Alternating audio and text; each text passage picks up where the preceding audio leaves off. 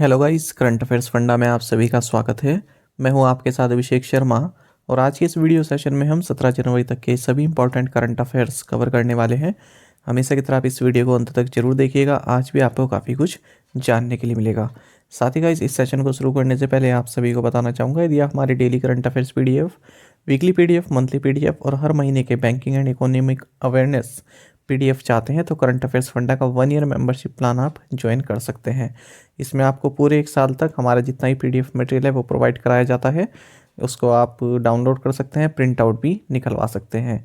चाहे तो आप करंट अफेयर फंडा ऐप से पढ़ सकते हैं या फिर यदि आपके पास लैपटॉप या सिस्टम है तो आप वेब लॉगिन भी कर सकते हैं। तो फिलहाल ऑफर चल रहा है, 299 रुपीज़ में आप इसको बाय कर सकते हैं। लिंक आपको वीडियो के डिस्क्रिप्शन में या फिर फर्स्ट कमेंट में मिल जाएगा। कोई भी अगर आपका डाउट है हमारे इस PDF कोर्स संबंधित तो कमेंट बॉक्स में ज़रूर लिखिएगा। तो चलिए फिर करते हैं शुरुआत इस वीडियो सेशन की। सबसे पहले आज का क्वेश्चन देख लेते हैं। Which Indian city is also called the garden city? किस भारतीय शहर को गार्डन सिटी भी कहा जाता है? ऑप्शंस हैं कोलकाता, शिलोंग, देहरादून या फिर बेंगलुरु। ये भी क्वेश्चन कई बार एग्जाम में पूछ ले जाता है। इसका आंसर आप जल्दी से कर दीजिए कमेंट बॉक्स में, फिर करंट अफेयर्स की ओर बढ़ेंगे। और करंट अफेयर्स फंडा को आप टेलीग्राम पर जरूर ज्वाइन कर लीजिएगा, क्योंकि जो भी इंपॉर्टेंट अपडेट्स होते हैं हम वहाँ पर आपके साथ शेयर करते रहते हैं और कोई फॉर्म आया है उसके बारे में बताते हैं। साथ ही डेली क्विज भी आपके लिए हम वहाँ पर अपलोड करते रहते हैं।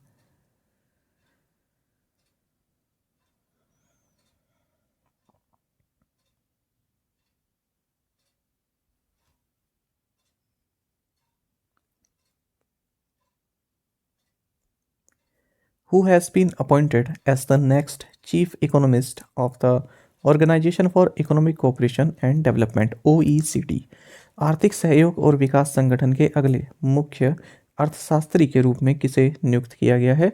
ऑप्शंस आपके सामने हैं। सही आंसर ऑप्शन डी है, क्लेयर लोम्बार्डली। आपको जानना चाहिए UK Treasury official Claire Lombardelli, इन्हें नेक्स्ट चीफ इकोनॉमिस्ट अपॉइंट किया गया है organisation for economic cooperation and development यानी कि OECD का, और इनका कार्यकाल 2 मई 2023 से शुरू होने वाला है। ये फ्रांस के लॉरेंस बून को रिप्लेस करने वाली है। साथ ही मनल कॉर्बिन, इन्हें next director of the OECD centre for tax policy and administration appoint किया गया है। इनका कार्यकाल 3 अप्रैल 2023 से शुरू होगा। आपको यहाँ OECD के बारे में जानना चाहिए। एक इंटर गवर्नमेंटल ऑर्गेनाइजेशन है, 38 मेंबर कंट्रीज़ हैं। इस स्थापना इसकी 1961 में हुई थी और ये यूनाइटेड नेशंस में ऑब्जर्वर का स्टेटस इसको प्राप्त है और इसका हेडक्वार्टर्स पेरिस, फ्रांस में है। Google paid a special tribute to which Indian Olympian through its doodle recently? Google ने हाल ही में अपने डूडल के माध्यम से किस भारतीय ओलंपियन को विशेष श्रद्धांजलि दी? ऑप्शंस आपके सामने हैं। सही आंसर ऑप्शन डी रहेगा, कसाबा दादा साहेब जादव, KD जादव भी इनको बोलते हैं। चलिए जानते हैं। देखिए, गूगल डूडल ने कसाबा दादा साहेब जादव यानी कि KD जादव, इनको श्रद्धांजलि दी है जनवरी 15 को, क्योंकि 15 जनवरी को इनका 97th बर्थ एनिवर्सरी रही थी।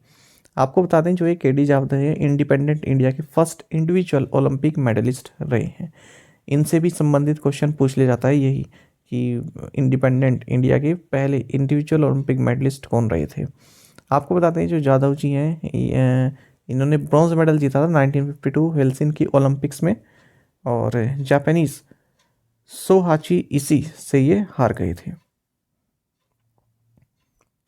इनके बारे में अगर हम बात करें तो इनका जो जन्म है वो 1926 में हुआ था, गोलेश्वर, महाराष्ट्र में। 1948 ओलंपिक्स में भी इन्होंने हालांकि compete किया था, लेकिन मैट पर जो इनका एक्सपीरियंस है वो अच्छा नहीं था, इस वजह से ये 6th पोजीशन पर रहे थे। 2001 में मरणोपरांत इनको अर्जुन अवार्ड दिया गया। 2010 में इंडियन गवर्नमेंट ने रेसलिंग स्टेडियम है एक, जिसका नाम है Indira Gandhi sports complex, new Delhi, उसको जादव के नाम पर रख दिया था। अब इसे KD जादव इंडोर हॉल बोला जाता है। मतलब इंदिरा गांधी स्पोर्ट्स कॉम्प्लेक्स में एक रेसलिंग स्टेडियम है, उसका नाम KD जादव इंडोर हॉल रख दिया था। What is the theme for world economic forum annual meeting in 2023? 2023 में विश्व आर्थिक मंच की वार्षिक बैठक का विषय क्या है? ऑप्शंस आपके सामने है। सही आंसर ऑप्शन डी है, कोऑपरेशन इन अ फ्रेगमेंटेड वर्ल्ड। जानेगा वर्ल्ड इकोनॉमिक फोरम WEF, ये एक इंटरनेशनल नॉन गवर्नमेंटल ऑर्गेनाइजेशन है, कोलोगनी स्विट्ज़रलैंड में स्थित है। और आपको जानना चाहिए ये अपनी एनुअल मीटिंग्स के लिए जानी जाती है, जो कि जनवरी महीने के एंड में दावोस में होती है। दावोस एक टाउन है और कहाँ पर है? स्विट्ज़रलैंड में, जो अल्पाइन जो रीजन है ना, वहाँ पर ये लोकेटेड है। इस बार 2023 में इसका जो थीम है वर्ल्ड इकोनॉमिक फोरम की, जो मीटिंग हो रही है, यह है कोऑपरेशन इन अ फ्रेगमेंटेड वर्ल्ड। काफ़ी महत्वपूर्ण है इसका थीम, याद रखिएगा। तो जो भी इकोनॉमी से संबंधित जो प्रॉब्लम्स हैं, जो इश्यूज हैं, उनके बारे में यहाँ पर चर्चा की जाती है। अलग अलग देशों से रिप्रेजेंटेटिव इसमें शामिल होते हैं। तो थीम याद रखिएगा, कोऑपरेशन इन अ फ्रेगमेंटेड वर्ल्ड। अच्छा, ये जो एनुअल मीटिंग है दावोस स्विट्जरलैंड में हो रही है 16 से 20 जनवरी के बीच में। अगर हम बात करें इस मीटिंग के रूट की, तो जो ये वर्ल्ड इकोनॉमिक फोरम है 1971 की बात है, जब इसके फाउंडर क्लाउस श्वाब, इन्होंने यूरोपियन कंपनीज के जो एग्जीक्यूटिव्स हैं उनको इनवाइट किया यहाँ पर दावोस में कि आप आइए और कुछ इकोनॉमी संबंधी डिस्कस करते हैं। WEF के बारे में अगर हम बात करें, एग्जीक्यूटिव चेयरमैन क्लाउस श्वाब रहे हैं और प्रेसिडेंट हैं Borge Brende. When is the national startup day celebrated? राष्ट्रीय स्टार्टअप दिवस कब मनाया जाता है? ऑप्शंस आपके सामने है। सही आंसर ऑप्शन सी है, जनवरी 16। जानेगा 15 जनवरी 2022 को प्राइम मिनिस्टर नरेंद्र मोदी ने अनाउंस किया था कि हम नेशनल स्टार्टअप डे मनाएंगे 16 जनवरी से, और उसी बार जो है हमने फर्स्ट नेशनल स्टार्टअप डे अपना मनाया था। आपको बता दें 16 जनवरी 2016 को स्टार्टअप इंडिया इनिशिएटिव को लॉन्च किया गया था। किसके द्वारा? Department for industrial policy and promotion, DPIIT के द्वारा। और जो ये नेशनल स्टार्टअप डे, इसी को मार्क करने के लिए जो ये department for promotion of industry internal trade है, इसने 10 से 16 जनवरी के बीच इस बार स्टार्टअप इंडिया इनोवेशन वीक भी ऑर्गेनाइज किया है। इसके बारे में हम पहले भी पढ़ चुके हैं, कुछ दिन पहले भी हम पढ़ चुके हैं इसके बारे में, फिर से आपको बता रहा हूँ। As per the world of statistics, which actor has been named as the 4th richest actor in the world? World of statistics के अनुसार किस अभिनेता को दुनिया के चौथे सबसे अमीर अभिनेता के रूप में नामित किया गया है? ऑप्शंस आपके सामने है। सही आंसर ऑप्शन डी है, शाहरुख खान। तो जानेगा वर्ल्ड ऑफ स्टैटिस्टिक्स के अनुसार जो शाहरुख खान है, इनकी जो नेटवर्थ है ये 627 मिलियन रुपीज़ है, या फिर 770 मिलियन US डॉलर। और ये एशिया के रिचेस्ट एक्टर हैं और पूरे वर्ल्ड में ये 4th रिचेस्ट एक्टर हैं।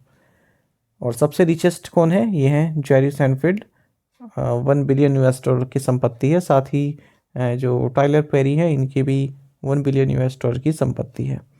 फिर तीसरे नंबर पर ड्वेन जॉनसन है, इनकी संपत्ति है 64 बिलियन रुपीज़ या 800 मिलियन US डॉलर। तो इस तरह से आप ये लिस्ट देख सकते हैं, वर्ल्ड ऑफ स्टैटिस्टिक्स के द्वारा जारी की गई है। चौथे नंबर पर शाहरुख खान है।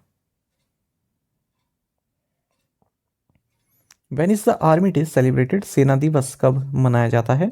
ऑप्शंस आपके सामने है। सही आंसर ऑप्शन बी रहेगा, जनवरी 15। तो जानेगा जो भारत है, ये मतलब हम लोग 15 जनवरी को आर्मी डे सेलिब्रेट करते हैं हर साल। क्यों? हमारे जो first Indian commander in chief of the Indian army रहे हैं फील्ड मार्शल KM करियप्पा, तो इनकी जो अचीवमेंट्स हैं इनको कमेमोरेट किया जाता है, इनको याद किया जाता है। उसी उपलक्ष्य में 15 जनवरी को हम आर्मी डे मनाते हैं। आपको बता दें इंडियन आर्मी की स्थापना ब्रिटिश रूल के तहत 1 अप्रैल 1895 को हुई थी, 1895 में हुई थी। तब इसे ब्रिटिश इंडियन आर्मी कहा जाता था। और भारत को जब आज़ादी मिली 1947 में, उसके बाद 15 जनवरी 1949 को हमारे देश को फर्स्ट इंडियन चीफ मिले थे। लेफ्टिनेंट जनरल KM करियप्पा, इन्होंने commander in chief of the Indian army की कार्यभार संभाला 1949 में। और किससे ये कार्यभार इन्होंने संभाला? जनरल फ्रांसिस बचर से, जो कि last British commander in chief थे इंडिया के। तो ये भी फैक्ट आप याद रखिएगा। अच्छा, अब तक केवल 2 ही आर्मी ऑफिसर्स हुए हैं जो कि 5 स्टार रैंक पर रहे फील्ड मार्शल के तौर पर। एक तो यही है के एम करियप्पा और दूसरे फील्ड मार्शल सैम मानेकशॉ। अच्छा, for the first time since 1949, आपको बता दें 1949 के बाद से पहली बार जो इस बार आर्मी डे मनाया जा रहा है, 75th आर्मी डे है, ये दिल्ली से बाहर मनाया गया है। मतलब जो मेन इवेंट है, तो कहाँ पर हुआ, ये बेंगलुरु में हुआ है, सदर्न आर्मी कमांड के तहत। तो ये याद रखिएगा। Which district of Kerala declared as the first constitution literate district of India? Kerala के किस जिले को भारत का पहला संविधान साक्षर जिला घोषित किया गया है? ऑप्शन आपके सामने है। सही आंसर ऑप्शन ए है कोलम। तो जानेगा, कोलम इंडिया का first constitution literate district officially declared कर दिया गया है, जो यहाँ के केरल के सीएम है इनके द्वारा। आपको जानना चाहिए कि यहाँ पर कॉन्स्टिट्यूशन लिटरेसी कैंपेन चलाया गया था Kollam district panchayat, district planning committee और Kerala institute of local administration के द्वारा। तो इस कैंपेन के तहत लगभग 16.3 लाख लोग जो इस डिस्ट्रिक्ट में है और 10 साल से ज़्यादा के हैं, उनको कॉन्स्टिट्यूशन के वेरियस एस्पेक्ट्स के बारे में बताया गया। जिन लोगों द्वारा बताया गया उन्हें सीनेटर्स नाम दिया गया। लगभग 2200 ट्रेनर्स द्वारा बताया गया। Dot fest festival has been organised in which Indian state? Dot fest महोत्सव किस भारतीय राज्य में आयोजित किया गया है? सही आंसर यहाँ ऑप्शन ए रहने वाला है, उड़ीसा। तो जानेगा, उड़ीसा की चीफ मिनिस्टर नवीन पटनायक, इन्होंने डॉट फेस्ट जो कि एक ग्रैंड कल्चर एक्स्ट्रावेगेंजा है, इसको इनोग्रेट किया है। तो इसमें केवल इतना ही आपको जानना है। कहाँ पर हुआ डॉट फेस्ट? उड़ीसा में। ऐसा कुछ थीम वगैरह नहीं रहा या फिर कोई स्पेशल इवेंट नहीं रहा इसमें। वो मेंस हॉकी वर्ल्ड कप शुरू हुआ है ना, तो उसकी वजह से ये इवेंट हुआ। विच institution has release the global risk report 2023? किस संस्था ने वैश्विक जोखिम रिपोर्ट 2023 जारी की है? सही आंसर यहाँ ऑप्शन बी रहेगा, वर्ल्ड इकोनॉमिक फोरम। तो जानेगा, वर्ल्ड इकोनॉमिक फोरम WEF, इसने ग्लोबल रिस्क रिपोर्ट 2023 को पब्लिश किया है। इस रिपोर्ट की अगर समरी की बात करें तो इसमें मेजर ग्लोबल रिस्क जो इन्होंने बताए, एक तो ये बताया कि अगले 2 साल में cost of living, natural disasters और extreme weather events, geo economic confrontation, ये काफ़ी हावी रहने वाले हैं। दूसरा बताया ना, अगले 10 सालों में failure to mitigate climate change, biodiversity loss and ecosystem collapse, ये मेजर इश्यूज रहने वाले हैं। भारत के बारे में इन्होंने बताया digital inequality, geopolitical confrontation for resources, rising cost of living, debt crisis, natural disasters and extreme weather events, ये यहाँ पर सर्वोपरि रहने वाले हैं। Which movie won the critics choice awards 2023 for best foreign language film? किस फिल्म ने सर्वश्रेष्ठ विदेशी भाषा फिल्म के लिए क्रिटिक्स चॉइस अवार्ड 2023 जीता है? सही आंसर यहाँ ऑप्शन ए रहने वाला है, RRR। तो जानेगा, 28th क्रिटिक्स चॉइस अवार्ड्स ये लॉस एंजल्स कैलिफोर्निया में डिस्ट्रीब्यूट किए गए और फिल्म मेकर राजमौली की जो मूवी है RRR, इसे critics choice award for best foreign language film मिला। साथ ही best song for Naatu Naatu भी इसको मिला है।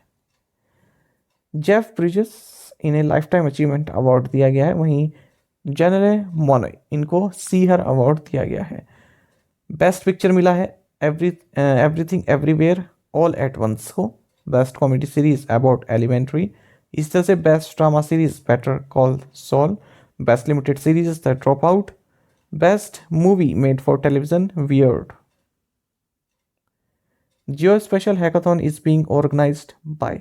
जियो स्पेशल हैकाथॉन का आयोजन किसके द्वारा किया जा रहा है? ऑप्शन है IIT Hyderabad, survey of India, Microsoft India या ऑल ऑफ द अबव। तो सही आंसर ऑप्शन डी है, ऑल ऑफ द अबव। तो जानेगा, डॉक्टर जितेंद्र सिंह, इन्होंने जियो स्पेशल हैकाथॉन को दिल्ली में लॉन्च किया है। इसका मकसद यही है, जो इंडिया का जियो स्पेशल इकोसिस्टम है उसमें इनोवेशन और स्टार्टअप्स को प्रमोट करना। आपको जानना चाहिए, इसमें पब्लिक और प्राइवेट जियो स्पेशल सेक्टर जो है उसको भी प्रमोट करने की बात की जा रही है और इसे लॉन्च किया है survey of India, ministry of science and technology, IIT Hyderabad और माइक्रोसॉफ्ट इंडिया के द्वारा। और 2 सेट्स ऑफ चैलेंजेस में रहने वाले हैं इस इवेंट में, रिसर्च चैलेंज और दूसरा startup challenge. Which shipyard has delivered Indian coast guard ship Kamala Devi? किस शिपयार्ड ने भारतीय तटरक्षक जहाज कमला देवी को डिलीवर किया है? ऑप्शंस आपके सामने हैं, सही आंसर ऑप्शन सी रहेगा, गार्डन रीच शिप बिल्डर्स। तो जानिएगा Indian coast guard ship Kamala देवी, जो कि एक फास्ट पेट्रोल वेसल है, इसे डिज़ाइन किया है, बिल्ड किया है, डिलीवर किया गया है garden reach ship builders and engineers limited के द्वारा। किसे दिया गया? इंडियन कोस्ट गार्ड को। तो इंडियन कोस्ट गार्ड ने हाल ही में इस फास्ट पेट्रोल वेसल को कोलकाता वेस्ट बंगाल में कमीशन किया है। आपको बता दें ये जो पूरी सीरीज रहने वाली है फास्ट पेट्रोल वेसल की, जिसे garden reach ship builders and engineers बना रहे हैं, ये इसका 5th और लास्ट वेसल है। ICGS कमला देवी 48.9 मीटर्स लॉन्ग है, 7.5 मीटर्स वाइड है, डिस्प्लेसमेंट 308 टर्म्स है। साथ ही आपको एक और करंट अफेयर्स इसी से संबंधित देखना चाहिए। जो garden reach ship builders and engineers हैं, इन्होंने MV मालिशा, ये एक तरह का पैसेंजर कम कार्गो ओशन गोइंग फेरी है, इसको बनाया इन्होंने GRSC ने ही। किसके लिए, किसको दिया गया है? और ये रिपब्लिक ऑफ गयाना को दिया गया है। तो पहली बार किसी डिफेंस पब्लिक सेक्टर शिपयार्ड ने किसी लैटिन अमेरिकन कंट्री के लिए ये शिप बनाई है। When was the Womaniya initiative launched? Womaniya पहल कब शुरू की गई थी? सही आंसर ऑप्शन डी है, 2019। तो जानिएगा हाल ही में Womaniya on government e marketplace, इसकी जो सक्सेस है उसको मनाया गया न्यू दिल्ली में। आपको बता दें 1,44,000 से ज़्यादा उद्यम verified women micro small enterprises जो हैं रजिस्टर्ड हैं, इन्हें बोला जाता है वोमानिया। तो वोमानिया इनिशिएटिव 2019 में लॉन्च किया गया था। इसका मकसद यही है ई मार्केट प्लेस पर जो वुमेन एंटरप्रेन्योर्स हैं और सेल्फ हेल्प ग्रुप्स हैं, वो अपना जो प्रोडक्ट्स हैं उनको डायरेक्टली गवर्नमेंट बायर्स को बेच सकें, इंटरमीडिएटरीज को जो है हटाकर। Which app or portal won Digital Impact Award 2023 in Governance and Administrative Reforms category? किस ऐप या पोर्टल ने शासन और प्रशासनिक सुधार श्रेणी में डिजिटल इम्पैक्ट अवार्ड 2023 जीता है? सही आंसर ऑप्शन बी है, GST पोर्टल। तो जानिएगा डिजिटल न्यूज़ पब्लिशर्स एसोसिएशन ने DNPA डिजिटल इम्पैक्ट अवार्ड्स 2023 को अनाउंस किए हैं। ये अवार्ड बेसिकली उन सभी डिजिटल टेक्नोलॉजी इनोवेशंस को दिए जा रहे हैं जिन्होंने भारत में सिटीजन्स की जो ज़िंदगी है और उसको आसान बनाया है। ये सभी अवार्ड्स हैं, इसमें आप देख सकते हैं best use of digital media for human resource development and education, ये दीक्षा को दिया गया है। Best use of digital media for health, CoWIN app को दिया गया है। Best use of digital media for financial reforms, Pradhan Mantri Jan Dhan Yojana. नीचे आएंगे best use of digital media for governance and administrative reforms, GST portal. Last में देखें best use of digital media for ease of living, digi locker. तो ये सभी आप पढ़ सकते हैं। Which Indian tennis player won the Bangkok open title? किस भारतीय टेनिस जोड़ी ने बैंकॉक ओपन का खिताब जीता? सही आंसर ऑप्शन डी रहेगा, यूकी बाम्री एंड साकेत मोइनेनी। तो टेनिस की हम यहाँ पर बात कर रहे हैं, तो यूकी बाम्री और साकेत, ये दोनों ही की जोड़ी जो है भारतीय जोड़ी, इन्होंने बैंकॉक ओपन टाइटल जीत लिया है। किसे हराया है? क्रिस्टोफर रोंगैट और अकीरा सेंटिनल को। तो ये इंडोनेशियन ऑस्ट्रेलियन जोड़ी है, क्रिस्टोफर इंडोनेशिया से हैं और अकीरा ऑस्ट्रेलिया से, इन्हें हराया है इन्होंने, भारतीय जोड़ी ने। एज पर एक और app report, India's retail inflation expected to come down to what % by March 2023? एक और ऐप की रिपोर्ट के अनुसार भारतीय खुदरा मुद्रास्फीति मार्च 2023 तक कितने प्रतिशत तक कम होने की उम्मीद है? सही आंसर ऑप्शन ए है, 5%, option A.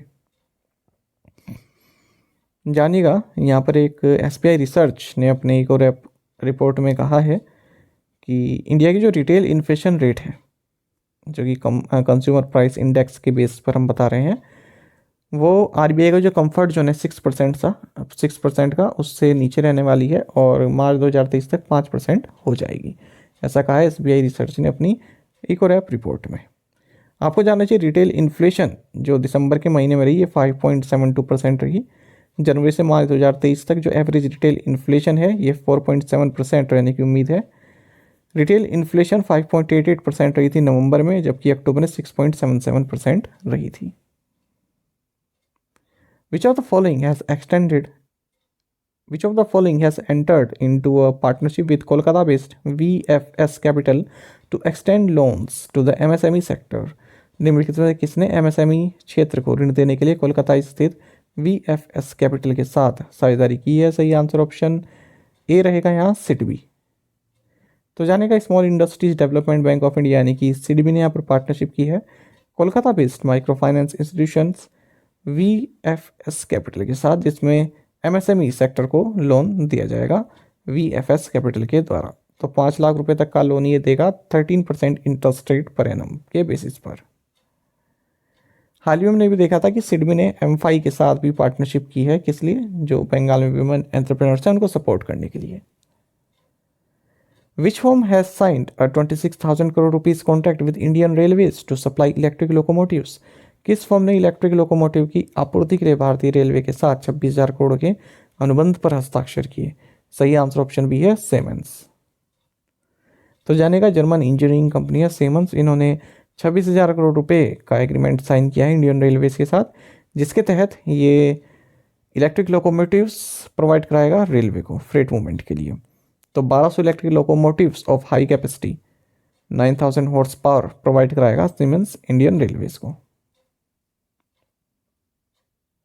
Which agency has received a work order worth rupees 170.11 crore from the Puducherry government for smart city project?